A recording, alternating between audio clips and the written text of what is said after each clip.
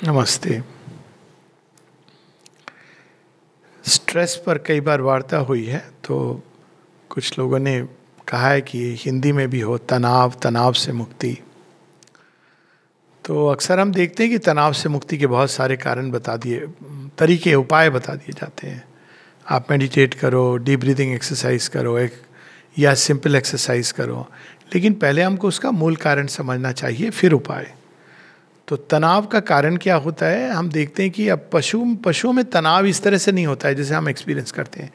आप कभी देखो, मसाई मारा के जंगल से जब ज़ीब्रा क्रॉस करते हैं और क्रोकोडाइल उनको खा लेते हैं, पशु बढ़ता चला जाता है उसमें। और अगर उनको आप स्टडी भी करो तो एक हिरण है, हिरण का झुंड देखो, और सिंह हमला करता है, एक को ले जाता है। एक सेकंड के लिए उनके अंदर एक प्रतिक्रिया होती है जिसको बायोलॉजी में कहते हैं फाइट या फ्लाइट। तो दोनों ही प्रतिक्रियाओं में उसके अंदर, शरीर के अंदर कुछ हार्मोन्स का स्राव होता है, लेकिन वो थोड़ी देर के लिए। अगर वो जीत गया तो फिर वो ख़त्म हो जाता है, अगर वो हार गया, वो ले गया, तो बाकी सब फिर शांति होके फिर से खाने लगते हैं। उनके अंदर ये स्ट्रेस नहीं होता है कि अरे ले गया। थोड़ा डेवलप्ड एनिमल्स के अंदर हल्का एक स्फुरना होती है, इमोशंस जागृत होते हैं। बट जनरली ये जो तनाव आता है ये मनुष्यों की देन है, और मनुष्यों के अंदर जो तनाव आते हैं उसके कई कारण हैं। एक तो ये कि पशु की जो चेतना है वो एक लिमिटेड संसाधन उसमें रहती है। पशुओं को ये टेंशन नहीं होती मुझे घर बनाना है, मुझे पैसे जमा करने हैं, मुझे आने वाली पीढ़ी के लिए देखना है, भविष्य में क्या होगा, ये सब पशुओं के अंदर नहीं होता है। लेकिन मनुष्य के अंदर एक चीज़ दी गई है जिसको कहते हैं सेल्फ कॉन्शियसनेस, जिसके कारण वो ये सारे प्रश्न करने का जो अधिकार है वो मनुष्य को दिया गया है। उत्तर पाने का अधिकार उसके लिए उसको प्रोग्रेस करके उत्तर मिलता है। ये बड़ी इंटरेस्टिंग बात है। जिसके अंदर प्रश्न नहीं है या सीकिंग नहीं है उसकी ग्रोथ भी नहीं हो रही है, और जिसके अंदर प्रश्न है वही प्रगति करके उसके उत्तर पाके प्रोग्रेस करता है। तो द्वार खुलता है। अब वो प्रश्न का रूप ले, मेंटल प्रश्न का, या फिर वो बेटर स्टिल सीकिंग का रूप ले कि ये एक सीमित जीवन है, इसके आगे भी कुछ हो सकता है, बेटर हो सकता है, तो प्रगति की चाह। तो उस दृष्टि से देखें तो स्ट्रेस का कारण तो यही है कि वो हमको हमारी ही सीमाओं का आभास कराता है, हमारी अक्षमताओं का, हमारे अज्ञान का। वरना हम उसमें संतुष्ट रहते हैं एक पशु की तरह कि जीवन चल रहा है, भोजन सब गुजारा हो रहा है। लेकिन स्ट्रेस आता है, यानी कोई ऐसी घटना होती है, एक अघटन घटना हो जाती है, जब अचानक हमको इस बात का आभास होता है कि अरे हम तो बहुत सीमित जीवन जी रहे हैं। कुछ लोग हैं जैसे वो फ़ोन पे 10 इंपॉर्टेंट लोगों के नंबर रख लेते हैं। उनको लगता है कि हमने सबसे बड़े कार्डियोलॉजिस्ट का, पॉलिटिशियन का, पुलिस के अधिकारी का नंबर रखा है तो हम बड़े सुरक्षित हैं। लेकिन अचानक कोई घटना होती है, और जब घटना होती है तो उनको समझ आता है कि it is not this which helps. ठीक है, वो एक सेकेंड लाइन की चीज़ है, लेकिन ये कोई गारंटी नहीं होती कि इससे आपको हेल्प मिलेगी। कुछ लोग हैं जो बहुत पैसे जमा कर लेते हैं, खूब सारा, उन्होंने अपना एक एम्पायर बना हुआ है, लेकिन फिर भी आप कहीं भी चले जाइए, मैनकाइंड तो वही जड़ तत्व की लिमिटेशन है, शरीर की, जीवन की लिमिटेशन है, आपके ईगो के कारण दृष्टिकोण की लिमिटेशन है। इस कारण दुख या सफरिंग आती है किसी ना किसी रूप में, कोई ना कोई द्वार ढूंढ लेती है। तो वो क्या हमें याद दिलाती है? हमें याद दिलाती है कि हमारा जीवन सीमित है। इवन यदि आपने सभी बाहरी अवस्थाओं को कॉन्कर कर लिया, मान लीजिए मृत्यु की या रोग की, फिर भी रोग और मृत्यु, वार्धक्य रास्ता ढूंढ लेते हैं। आप कितना भी मेवा, किशमिश, बादाम और क्या रोगन जोश और घी की मालिश आप सब कर लीजिए, विटामिन ई के कैप्सूल खा लीजिए, वार्धक्य आता है। इनबिल्ट प्रोग्रामिंग है। आप किसी बाहरी उपाय से जीवन की गुत्थी को नहीं सुलझा सकते हैं। आप प्रयास करते हैं लोग, और डॉक्टर भी कहते हैं प्रयास करो, क्योंकि उनको भी अपने जीवन की समस्या, बच्चों को इंग्लैंड भेजना है पढ़ाई के लिए, तो वो भी कहते हैं कि हाँ आप ये विटामिन ले लो, वो ले लो, पर आप नहीं सुलझा सकते हो। आप कहीं वर्ल्ड ओवर चले जाओ, ठीक है, कहीं कहीं होता है कि लोग 100 साल के ऊपर कोई जीता है, वरना बाय एंड लार्ज एजिंग आती है, रोग आते हैं, मृत्यु आती है। यही हिरण्यकश्यप की कहानी है। कितनी भी आप आउटर कंडीशन को कर लो, इट विल कम। तो मूल चीज़ ये होती है कि इनर कंडीशंस को पहले तो हमको करेक्ट करना है। इनर कंडीशंस को करेक्ट करने का मतलब है कि हमको अपने एटीट्यूड्स को राइट रखना है। एटीट्यूड्स के बारे में एक बड़ी सुंदर सी एक प्रार्थना मैंने पढ़ी थी, उस 13वीं शताब्दी के एक मिस्टिक की प्रार्थना है कि हे प्रभु, grant me the courage to grant me the wisdom, the serenity to accept the things I cannot change. कई चीज़ें जो आप नहीं बदल सकते हो जीवन में, जैसे दूसरे किसी का चरित्र आप नहीं बदल लो, बहुत बड़ी बात है, वो ऐसा होगा वो ऐसा होगा, ये जस्ट व्यर्थ का डिस्कशन है. इस डिस्कशन में कभी नहीं उलझना चाहिए. वो व्यक्ति ऐसा होगा, ऐसा होता, माँ तो इसको इसी को आइडल गॉसिप कहती है. इससे क्या हो रहा है, हम अगर किसी की बुराई को डिस्कस कर रहे हैं तो हम उसकी बुराई को स्ट्रेंथन कर रहे हैं, और किसी की अगर हम अच्छाई को डिस्कस कर रहे हैं तो अच्छी बात है, इट स्ट्रेंथन्स अननोइंगली. लेकिन कोई व्यक्ति इससे बदल नहीं रहा है तो वो ऐसा होता वैसा होता. Now serenity to accept the things we can not change. Government ने ये किया वो किया, ठीक है, जब आप 5 साल बाद वोटिंग आएगी तो आप करना, वोट करना. इसके आगे आप नहीं कर सकते हो चेंज, एक unless you try to take the path of activism. यानी सीमाएं होती हैं चेंज की. The courage to change the things I can. कुछ चीज़ें आप बदल सकते हो, अपने एटीट्यूड्स को बदल सकते हो, अपने आस पड़ोस छोटे से संसार में जिससे आप जुड़े हो, कुछ हद तक जो आपका स्फीयर ऑफ इन्फ्लुएंस जिसको कहा जाता है, उसमें आप चीज़ों को बदल सकते हो. यदि आप एक अस्पताल में एक नर्स हो या कर्मचारी हो तो आप अपने एरिया को अच्छा रख सकते हो. डॉक्टर हो तो आप कुछ और लोगों को, अगर आप हेड हैं डिपार्टमेंट के, तो जो लोग आपके अंदर इन्फ्लुएंस में उस हॉस्पिटल को बेटर बना सकते हो. तो एक वो, लेकिन उसके लिए भी क्या चाहिए, करेज चाहिए. करेज इसलिए चाहिए क्योंकि अब कोई भी आप बदलाव लाएंगे आसपास के क्षेत्र में तो रेजिस्टेंस आएगा, क्योंकि लोगों को एक तरह से जीवन जीने का, जीवन शैली का उनको बना हुआ है तौर तरीका. तो स्फीयर ऑफ इन्फ्लुएंस में वो भी to an extent. The courage to change the things we can. आप अपने कमरे को अपने ढंग से सजा सकते हो, पर आप ये नहीं कह सकते हो कि मेरे भाई बहन उनका भी कमरा वो इस तरह से रखें. आप अपने विश्वास या मान्यता या अभिप्सा के हिसाब से पथ पे चल सकते हो, पर आप दूसरे से नहीं अपेक्षा कर सकते हैं. तो courage to change the things you can and the wisdom to know the difference. यही ज्ञान है कि क्या आप बदल सकते हो, क्या नहीं बदल सकते हो. पर ये एक कारण होता है, ये एक एटीट्यूड है जिससे हम काफ़ी सारे तनाव से मुक्त हो जाते हैं. क्योंकि हमेशा अक्सर हम सुनेंगे कि हमारा पार्टनर ऐसा है, हमारा बच्चा ऐसा है, हमारे माता पिता ऐसे हैं. वेल, आप सोचते रहिए पूरे जीवन, it is not going to help you. आपके अंदर तनाव बढ़ता जाएगा. दूसरा एक कारण तनाव का होता है, कई चीज़ों के को हम आर्टिफिशियल वैल्यू देते हैं जो उनकी होती नहीं है. उसका एक एग्जांपल मैं देता हूँ. शेयर मार्केट में मनी, आपका पैसा बढ़ रहा है, आप देखिए कितने कम लोग होते हैं जो उस पैसे को भुना करके एक्चुअल चीज करते हैं. बढ़ रहा है, बहुत अच्छी बात है. आई हैव सीन पीपल जो लाख करोड़ों बन गए, बट उन्होंने कभी उसको ऐसे यूज़ नहीं किया, क्योंकि इसमें संतोष होता है पैसा बढ़ रहा है. आप उसमें पूरी अपनी दिमाग खपा रहे हो, सब कुछ कर रहे हो, तो ये तो आपने वैल्यू किया.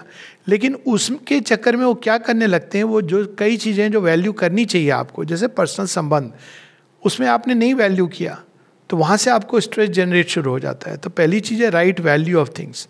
राइट वैल्यू की एक बड़ी सुंदर सी कहानी है कि एक फकीर बैठा हुआ पेड़ के नीचे कुछ खा रहा था, दलिया खा रहा था. आसपास से राजा निकल रहा था और राजा के साथ उसका एक कोर्ट का फिलॉसफर. अब कोर्ट में जो फिलॉसफर्स होते हैं ना, उनका काम फिलॉसफी करना नहीं होता है, केवल राजा की प्रशंसा. कोर्ट का पोइट, अरे राजा आप महान हो, ये हो, अभी भी वही चलता है. तो वो लोग होते हैं चापलूस किस्म के लोग, तो वो चापलूस, अरे राजा ना आप जैसा कोई नहीं हो. राजा ने देखा एक आदमी वहाँ बैठ के, उसको कोई चिंता नहीं है, राजा गुजर रहा है वहाँ से, वो बैठ करके दलिया खा रहा है. राजा ने कहा ये बड़ा विचित्र आदमी, कोई चिंता नहीं है,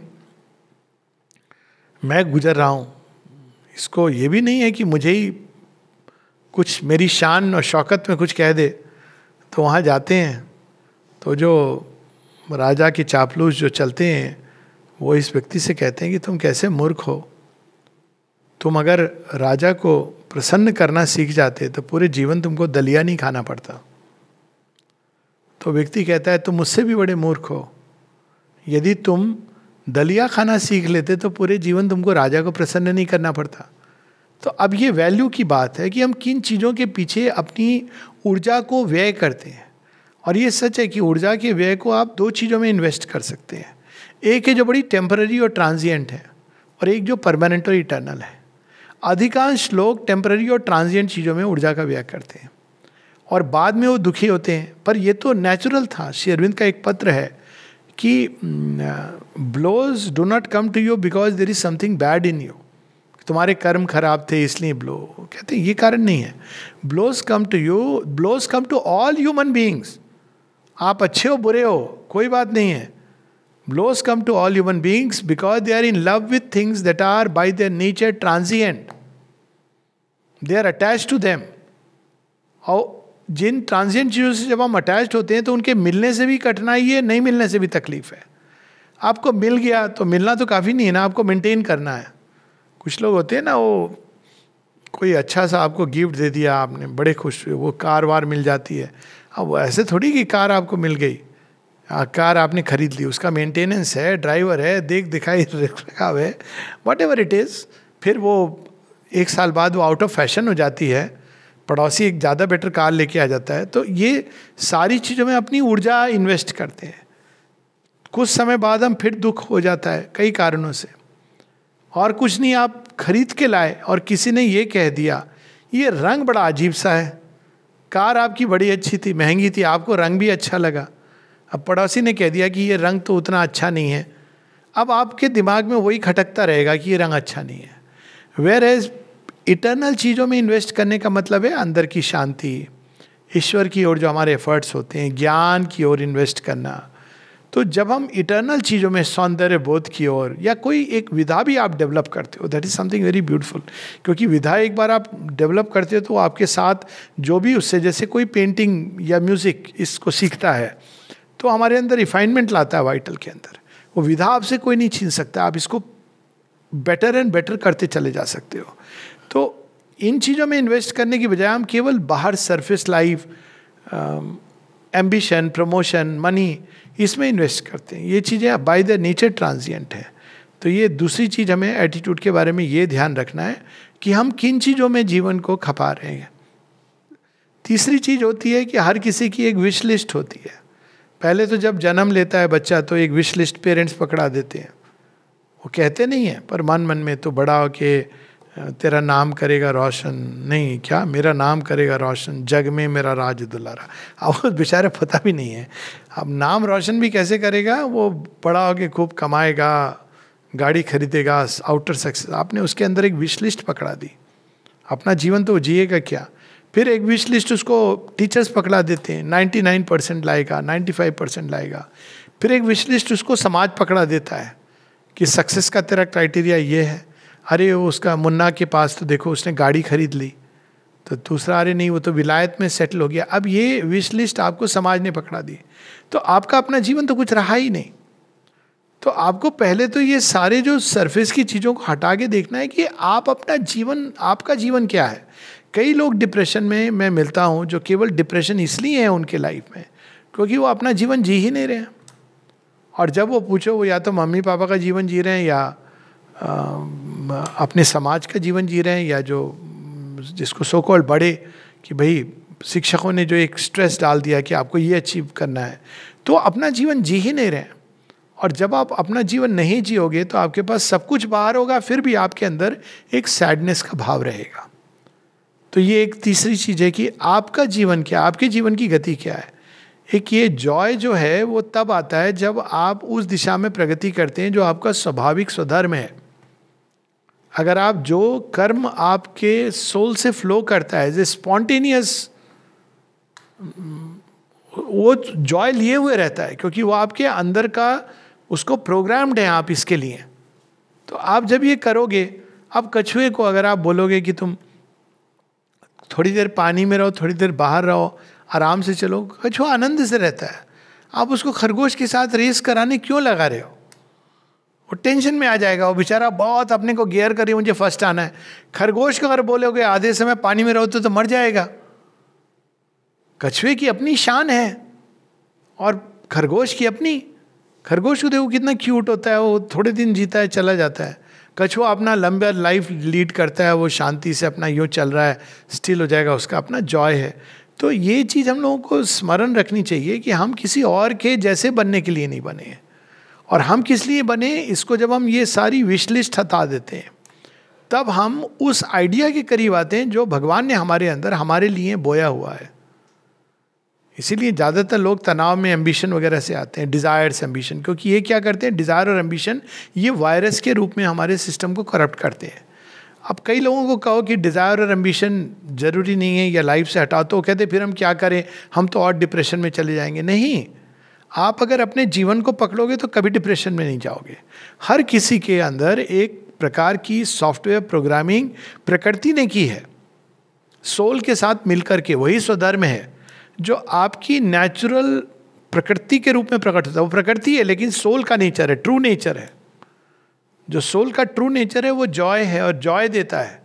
और उसके हिसाब से जब हम चलते हैं तो हमारी लाइफ में नेचुरली प्रोग्रेस भी होगी और जॉय भी होगी.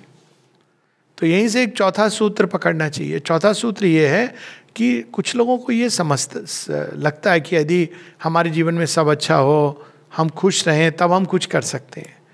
पर actually it is progress that gives us Joy. नहीं तो कितने दिन व्यक्ति एक काल्पनिक उसमें रहेगा. आप कल्पना कीजिए कि आप एक जगह पर खड़े हुए हैं, 4 दोस्त मिले, उन्होंने कहा ये पथ देखो कितना अच्छा है, पहाड़ की ओर जाता है. फिर उन्होंने बैठ करके चित्र देखा, अरे ये तो पर्वत का रास्ता बड़ा सुंदर है. अब 2 निकल गए, 2 बैठे रहे. जो 2 चले गए उन्होंने वहाँ से फ़ोन किया, भैया तो बड़ा मज़ेदार है. मज़ेदार है, हाँ चैलेंजेस भी हैं रास्ते में, पर है मज़ेदार. चैलेंजेस हैं, कभी कभी सांस, अच्छा ऐसा भी होता है. तो ये दोनों फिर बैठ गए, फिर और डिस्कस करने लगे. फिर थोड़े समय बाद फिर एक चला गया. अब एक समय के बाद ये जो व्यक्ति नहीं जा रहा है, बढ़ नहीं रहा है, कितने दिन वो कल्पना में, फैंटेसी वर्ल्ड में खुश रहेगा. तो इसलिए it is progress that gives us Joy. माँ ये बताती हैं. और प्रोग्रेस तभी हम कर सकते हैं जब क्लियर कट एम हो हमारे जीवन का. और इस बारे में बहुत स्पष्ट रूप से माँ बताती हैं कि जितना तुम्हारा वृहत एम होगा, जितना बड़ा एम होगा, जितना विशाल होगा, जितना उदात्त होगा, 3 चीज़ें माँ बताती हैं. जितना उदार होगा, जेनरस, डिसइंटरेस्टेड, और जितना your aim must be high and wide. जितना ऊंचा होगा, जितना वाइड होगा, उतना अधिक आप जॉय का अनुभव करोगे. तो कुछ लोग हैं जीवन में, आप अक्सर वर्ड सुनोगे मिड लाइफ क्राइसिस. तो मिड लाइफ क्राइसिस क्यों होती है? क्योंकि उन्होंने जीवन में एक हिसाब से जीवन को चला रहे थे. मिड लाइफ में अचानक उनको लगता है अरे ये तो हमें कुछ मिला नहीं जो हम सोच रहे थे. तो वहाँ पे उनके उथल पुथल होती है. तो उसमें जो समझदार हैं वो ये समझ लेते हैं कि this is not the route, और वो किसी न किसी रूप में दिव्यता की ओर मुड़ने लगते हैं. ये भारतवर्ष की परंपरा में तो इसका प्रावधान ही था कि गृहस्थ आश्रम के बाद आप वानप्रस्थ आश्रम लेते हो, जहाँ पर आप ज्ञान का अर्जन करते हो. You realize having played with life. लेकिन यदि आपने गोल ऐसा चुना है जो एक जीवन के भी परे है, तो life will be beautiful, endless growth होगी. तो एक एडवांटेज मुझे तो ये लगता है पुनर्जन्म का जो भारतवर्ष में ये मान्यता है, ये बहुत अच्छा है. क्योंकि आप रुकते ही नहीं हो कहीं पर, आप जानते हो आपको आगे. तो आप जब, इसीलिए कई लोग जो ये भाव से आगे बढ़ते हैं वो जितने उम्र होती जाती है उतने बच्चे जैसे होते जाते हैं. क्योंकि उनको पता है there is so much more. उनके अंदर एक जॉय होता है, एंथुजियाज्म होता है.